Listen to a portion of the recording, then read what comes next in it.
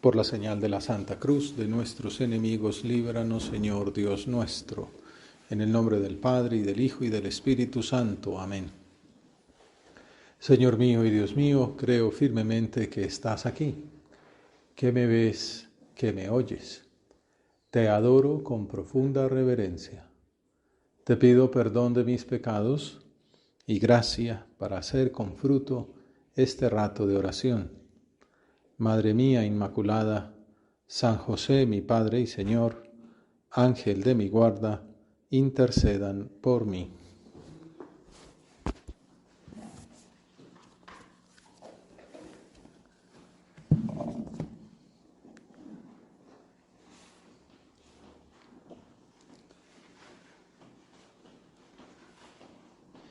Después de la primera misión apostólica, cuando el Señor había enviado a sus discípulos de dos en dos a predicar la llamada a la conversión, a curar enfermos y a expulsar demonios para hacer patente la llegada del reino, cuenta San Marcos que los apóstoles volvieron a reunirse con Jesús y le contaron todo lo que habían hecho y enseñado.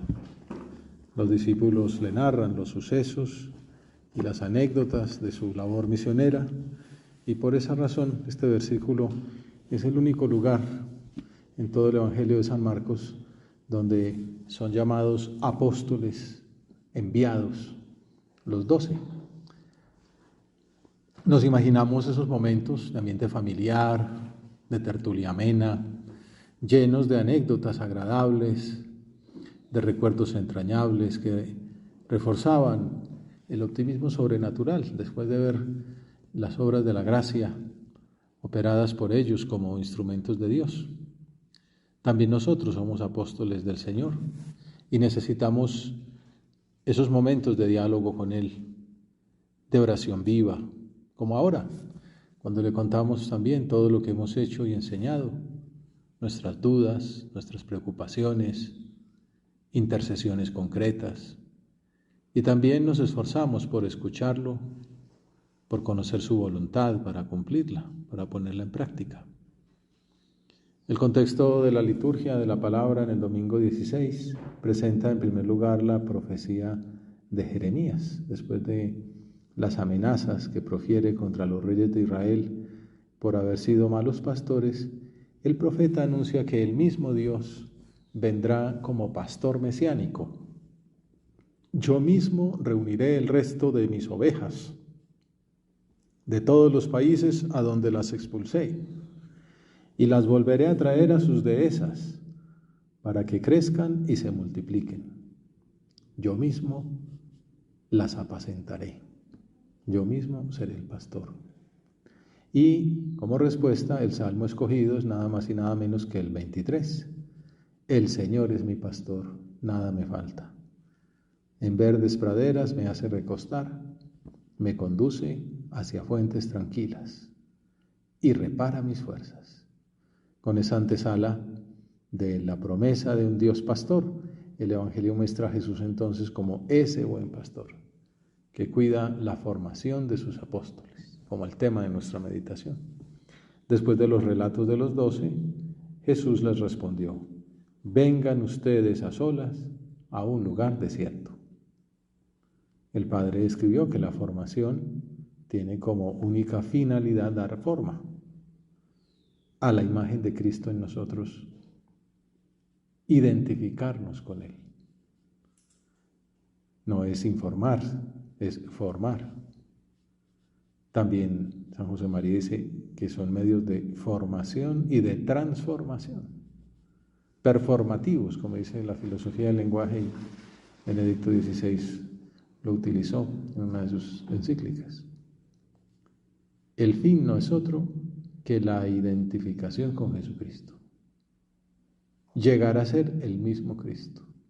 Ipse Christus, como solía expresarse San José María. Como dice San Pablo, no soy yo el que vivo, es Cristo quien vive en mí. Llegar con la gracia de Dios a que nuestro modo de pensar sea como el del Señor. Lo veremos más adelante. Que vea con tus ojos, Cristo mío. Que piense como piensas tú. Como dice también Benedicto XVI, citando un clásico, la amistad es idem vole, idem noli. El padre lo cita cuando habla de la carta de la amistad. Querer lo mismo, rechazar lo mismo. Querer la santidad, rechazar el pecado. Que nuestro modo de pensar sea como el del Señor. Así como nuestro modo de reaccionar ante las personas, ante lo que agrada, ante lo que disgusta, como reaccionaría Jesús. Esa es la finalidad de la formación, dar forma a la imagen de Cristo en nosotros. Jesús cuida la formación de sus discípulos, incluyendo en primer lugar la formación humana. Les enseña cosas, los corrige, les dice que si tienen demasiado ímpetu como los hijos del fuego, Juan y Santiago, o a Pedro le dice hasta el final, mete la espada en la vaina, detalles de urbanidad, de cortesía. En este caso también, como buen pastor, se preocupa incluso por su reposo, como sigue diciendo el evangelista. Vengan ustedes a solas a un lugar desierto a descansar un poco. También hoy, en medio del tráfago de tantas ocupaciones cotidianas, tu Señor nos invitas a cuidar nuestro descanso. Para la misión apostólica es importante recogerse, quedarnos a solas con Él. Aprovechemos este rato de oración para examinar cómo dedicamos tiempo de calidad a nuestro trato con el Señor, los mejores momentos, en el mejor sitio. También si sabemos cuidar, mejor dicho, el desprendimiento de la productividad, del ajetreo cotidiano, para servir más y mejor a Dios, a los demás, en primer lugar a la familia, a los amigos, a las personas más necesitadas de nuestra atención. Y ante todo, examinemos la prioridad que le damos a Dios en nuestra agenda. La misa dominical es una batalla que hay que seguir dando en nuestra vida, en la vida de todas las personas que queremos ayudarles a que sea el centro de la semana. Como enseñó San Juan Pablo II en su carta Dies Domini, el Día del Señor, el deber de santificar el domingo, sobre todo con la participación en la Eucaristía y con un descanso lleno de alegría cristiana y de fraternidad. El centro de la semana, el domingo, la misa del domingo. No la premier, ni el tour, ni la copa, ¿no? Sino la misa, ni el paseo. Además, un descanso lleno de alegría y de fraternidad. San José María señaló la importancia del descanso desde los primeros tiempos de la obra y por eso promovió una casa de retiros llamada Molino Viejo. Entiendo que es herencia de don José María Hernández Garnica. Y cuando estaban decorándola, advirtió que una viga de madera quedaba al descubierto en lugar notable de la sala de estar, por lo cual le pidió a Antonio Fontán, un experto latinista, que se buscara una cita clásica para ponerla ahí en ese sitio, para pintarla allí. Y entonces el texto recomendado proviene de las églogas de Virgilio, que con un par de retoques quedó así. Deus nobis ecotia fecit, eretile nobis semper Deus, que como ustedes muy bien saben, traduce. Dios nos ha dado este lugar de descanso. Él siempre será nuestro Dios. Y añadió en broma que habían hecho hablar a Virgilio como a un padre de la iglesia. Pues una anécdota que está detrás del número 357 de Camino, que habla del ocio, que si el ocio, parece que todos los pecados paran en el primer momento de ocio, y San José le responde, hombre, es que el ocio mismo ya va a ser un pecado, como el sentido malo del descanso, cuando es perder el tiempo. Y luego complementa diciendo, el descanso no es no hacer nada, es distraernos en actividades que exijan menos esfuerzo. No se imagina Jesucristo con los apóstoles, no vengamos a tirarnos aquí a la pradera un día entero, sino pues vamos a tener formación, tertulias, deporte. Llama la atención que se asocie el descanso en esta anécdota con una casa de retiros. Y el cardenal Bergoglio, en esa entrevista cuando era pues arzobispo de Buenos Aires, llamado el jesuita, habló también de este tema, de que en este mundo tan voraz, tan acelerado, tan dinámico, hacían falta estos remansos del alma, llama él, para apartarse del ritmo vertiginoso de la vida, de la rapidez de los cambios, de la falta de una mirada a largo plazo. Y decía, Los retiros espirituales son remansos, artificiales, donde el ritmo diario se frena y se da lugar a la oración. Vengan conmigo y descansemos un poco. El encuentro con Dios tiene que ir surgiendo desde dentro. Se ponía pues como, parece que en los retiros le ponemos casetas ahí de psicología, behaviorista y tal. Dice, no, tiene que ser un encuentro con Dios que venga del interno. Debo ponerme en la presencia de Dios y, ayudado por su palabra, progresar en lo que Él quiera. Lo que está en el fondo de todo esto es la cuestión de la oración. Es uno de los puntos que, en mi opinión, hay que abordar con mayor valentía. Lo dijo hace ya muchos años. Y pues ahora estamos en el año de la oración, que no se le hace mucha bulla. Es uno de los puntos que hay que abordar con mayor valentía. Ese encuentro con Dios, esos remansos, él está hablando de los retiros, pero bueno, de las normas de piedad, como veremos.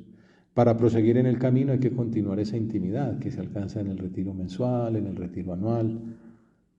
Para lograrlo hay otras actividades de formación espiritual. Hemos hablado de formación humana, pero también formación espiritual, que ayuden a crecer en el trato con el Señor. Por eso el Papa dice, hombre, preparemos el jubileo con un año de oración, redescubrir el valor de la oración, profundizar en la conciencia de que somos sus hijos, el fundamento de la espiritualidad. Los sacramentos, en especial la Eucaristía y la reconciliación, que son los que podemos recibir con más frecuencia. Y las demás prácticas de piedad diaria, las normas del plan de vida. Remansos, momentos de diálogo, de encuentro con el Señor, de desahogo, de quitapesares, también de fortalecimiento y de luces para la lucha. Formación humana, formación espiritual. El pasaje del Evangelio que estamos considerando agrega el motivo de la invitación de Jesús a descansar. ¿Por qué?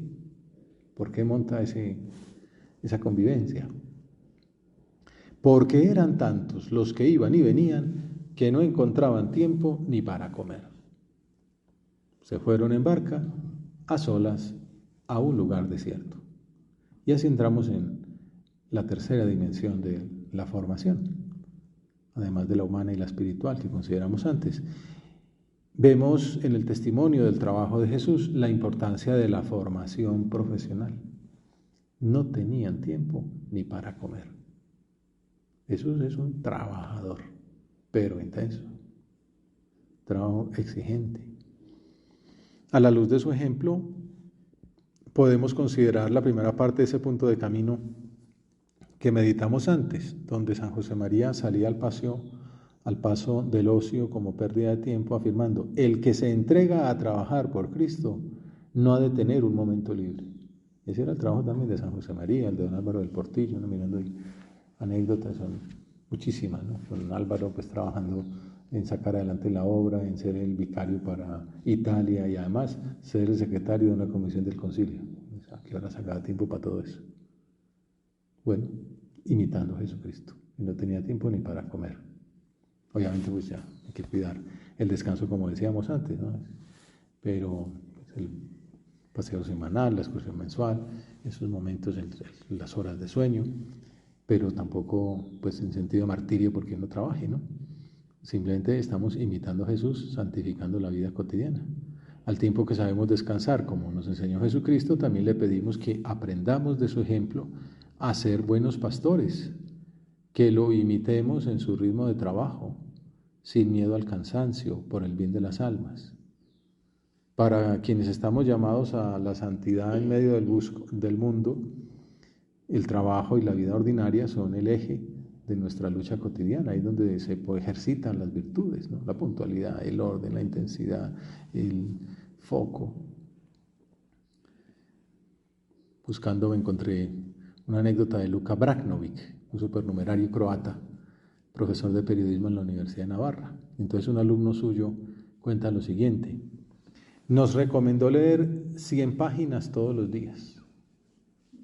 Mejor, nos dijo que él leía esto. Me pareció excesivo, pero lo intenté. Luego repetí ese consejo muchas veces. Hoy veo que me quedé corto, culpa de un artículo de Chan Chu, personaje interesante, que arranca con la receta para el éxito que da Warren Buffett: leer 500 páginas al día. Chu resume el asunto en 200 libros al año, que cifra en una inversión de 400 horas.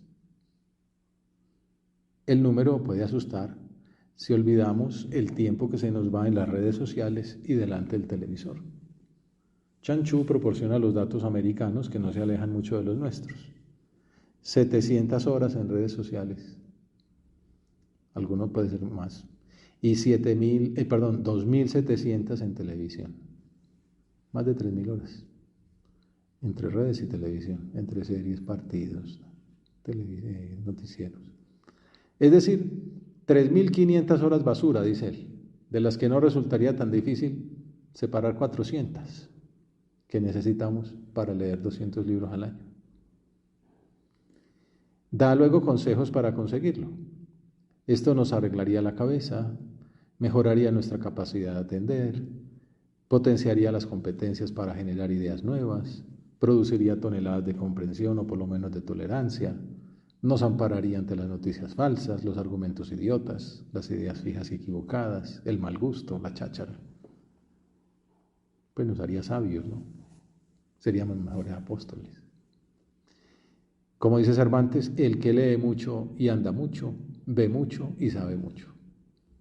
Bueno, eso es santificar el trabajo, sacar el tiempo para estudiar, para profundizar, para sacarle jugo a lo más sublime que tenemos, pues que es la razón,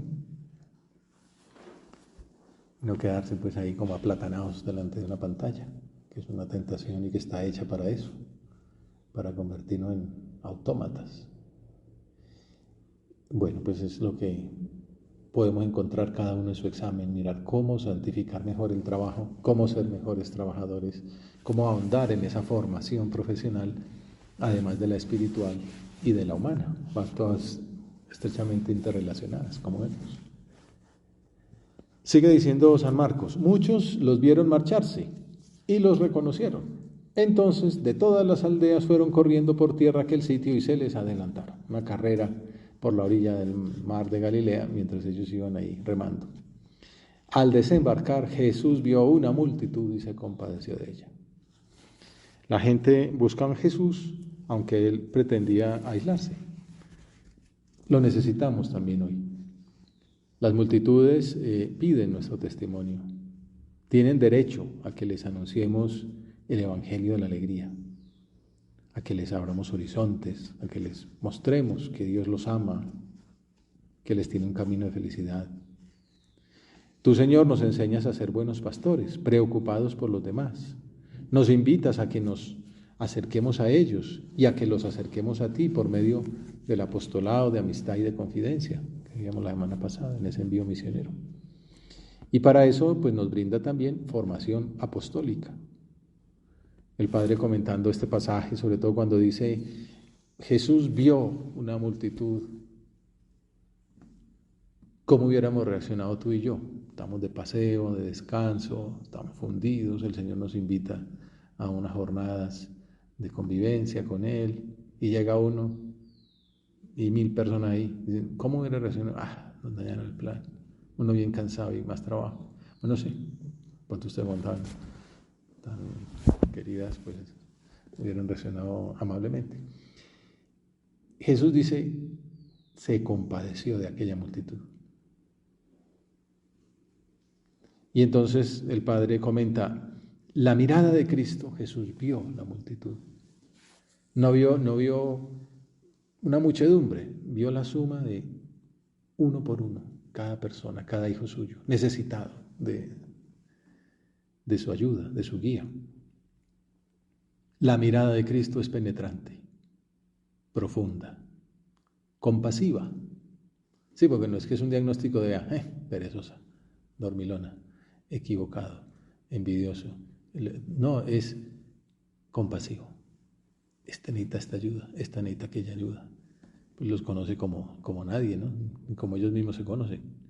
A modo de ejaculatoria, San José María suplicaba: que yo vea con tus ojos, Cristo mío, Jesús de mi alma. La formación, decíamos, es ver con los ojos de Jesús, formar nuestra vida a la imagen de Cristo, ser otro Cristo, que vea con tus ojos. Señor, podemos repetir nosotros, necesito ver con tus ojos, ver así como tú ves el mundo. Cada persona, cada circunstancia, las expectativas, los proyectos, las circunstancias buenas o malas de acuerdo con el mundo, la enfermedad, la vejez, la pérdida de fuerzas, las contradicciones, los mismos errores. Que lo vea con tus ojos, Señor, para advertir qué hay en mí que deba ser arrancado. También eso decía en otras ocasiones San José María hablando de la formación. Veremos qué cosas hay que quemar y las quemaremos, qué cosas hay que entregar y las entregaremos, qué cosas hay que arrancar y las arrancaremos.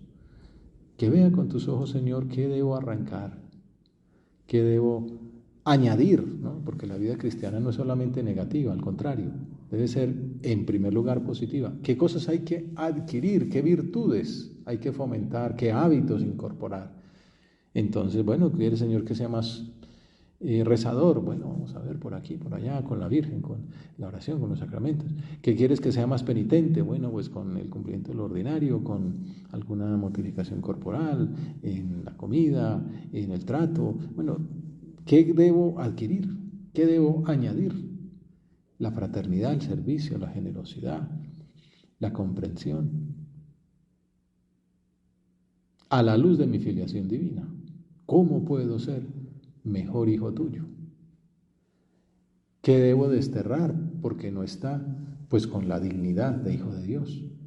Que vea con tus ojos, Cristo mío, Jesús de mi alma. Que yo vea con tus ojos para descubrir cómo ayudar a quienes pones a mi lado, para ser custodios los unos de los otros. Es muy fácil criticar, internamente, externamente también, pero ¿y cómo le ayudo? Es que esta tal cosa, es que tal otro. Es fácil hacer el diagnóstico. ¿Y cómo le ayudo? A veces la más fácil ni siquiera es decírselo. Es, voy a su lado, me pongo a su lado y le puedo decirle, tienes que mejorar en esto. Pues bueno, es mejor eso que nada. Pero si me le pongo al lado y le ayudo a mejorar, sacrificándome de mi parte, ¿no? Como lo cargo, como el buen samaritano, exige más, pero es una mirada compasiva. Que yo vea a través de tu mirada cómo mejorar el trabajo y cada asunto particular que debo afrontar. Que podamos repetir con un sentido renovado el clamor del ciego Bartimeo, Señor, que vea, Domine ut videam. Y hacerlo extensible a los demás, Señor, que veamos, que vean, Domine ut videamus, Domine ut vident. Así termina ese comentario de don Fernando en el libro de A la luz del Evangelio. Y llegamos al final de la escena. Decíamos que muchos los vieron marcharse y los reconocieron. Entonces de todas las aldeas fueron corriendo por tierra a aquel sitio y se les adelantaron. Al desembarcar, Jesús vio una multitud y se compadeció de ella. ¿Por qué se compadeció de ella? Aquí empatamos con lo que veíamos al principio, con la profecía de Jeremías, con el Salmo 23. Se compadeció de ellas porque andaban como ovejas que no tienen pastor. Jesús es ese buen pastor que se preocupa de sus ovejas, que las conoce por su nombre. Más adelante, lo veremos en otra ocasión, les dará pan físico, primera multiplicación de los panes y de los peces. Pero antes les enseña. Se puso a enseñarles muchas cosas. Esta es la última dimensión de la formación.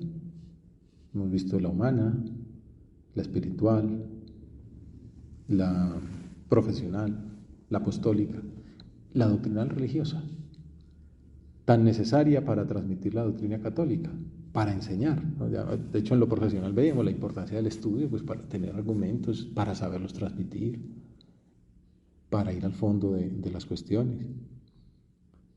Ahora se trata de ser buenos apóstoles teniendo contenidos. Hemos tenido por ahí hace unos años el año de la fe. Una cosa es creer y otra saber lo que se cree, conocerlo. Fides que, fides qua. para estar en condiciones de cumplir la propuesta de San Pedro, que nos invita a estar dispuestos siempre para dar explicación a todo el que os pida una razón de vuestra esperanza. La alegría del Evangelio, seremos apóstoles de un Evangelio alegre si tenemos argumentos para mostrar. Eso no es como simplemente una sonrisa, no, es que he conocido que este es el camino de la felicidad, este es el camino de la alegría, mira este argumento, mira este, tal autor dice esto, y se le puede responder de esta manera, mira esta anécdota, bueno, pero eso requiere formación, estudio. San José María decía, Dios no tiene por qué darnos iluminaciones especiales cuando nos ha dado tiempo para estudiar, pero tú te dedicaste a ver series, ¿no? Entonces, debemos resaltar la necesidad del estudio, como escribió San José María. Entiendo por doctrina el suficiente conocimiento que cada fiel debe tener de la misión total de la Iglesia y de la peculiar participación y consiguiente responsabilidad específica que a él le corresponde en esa misión única. Jesús quería quedarse a solas con sus discípulos para formarlos, pero la enseñanza que les da termina siendo práctica, más formación apostólica todavía. Les da el ejemplo de cómo ser un buen pastor, preocupado por sus ovejas, sacrificando su descanso para poderlas formar.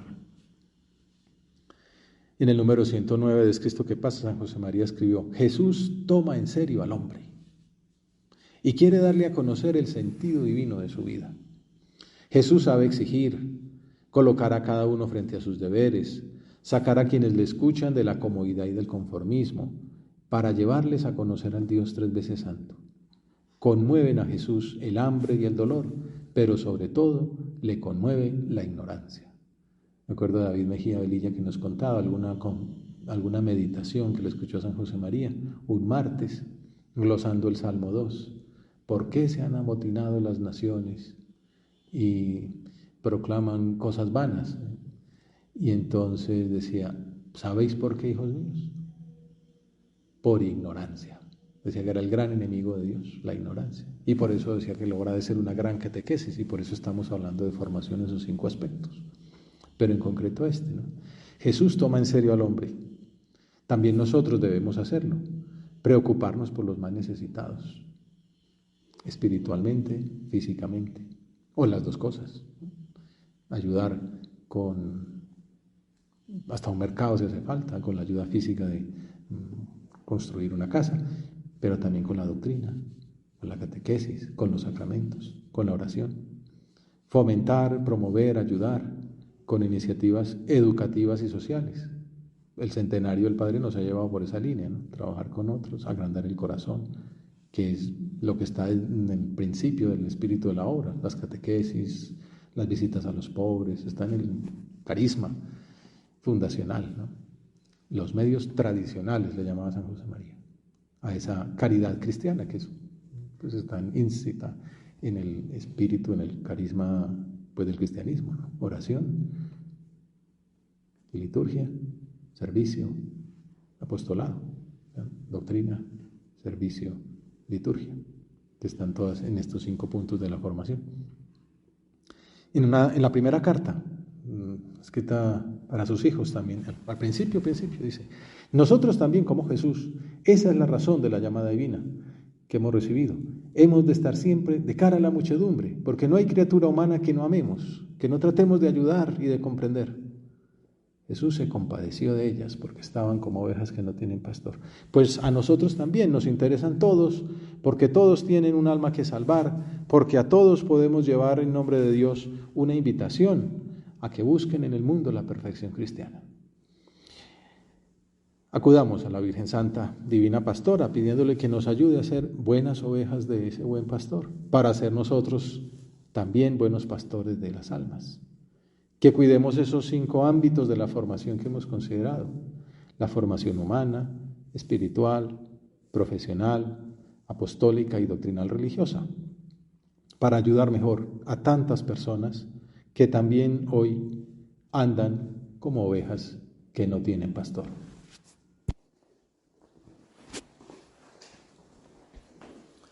Te doy gracias, Dios mío, por los buenos propósitos, afectos e inspiraciones que me has comunicado en esta meditación.